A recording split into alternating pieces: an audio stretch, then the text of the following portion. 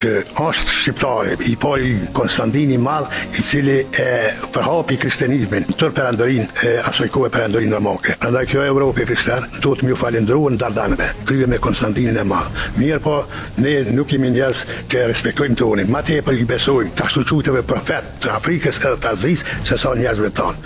Se çfarë vlere ka Konstantini i Madh? Ju tregoj, Serbia mbi 100 milion ka paguar për me bëni film me paraqit Konstantinin e Madh, që është serb, se ka lind në Nish. Mirë po, kur ka lind krishterizmi, edhe kur ka ekzistu Konstantini i Madh, serb edhe slavët e tjerë nuk e kanë ditë ku është Gadishulli Ballkanik. Pra përse 400 vjet i ndan Konstantinin e Madh prej ardhes së serbëve në Gadishullin Ballkanik.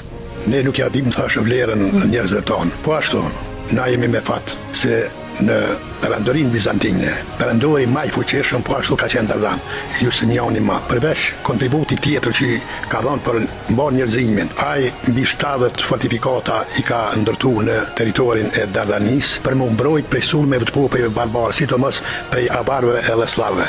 Zoti një edhe Justiniani i Madh ka ra, që ne sot jemi këto dhe flasim shqip. Sa?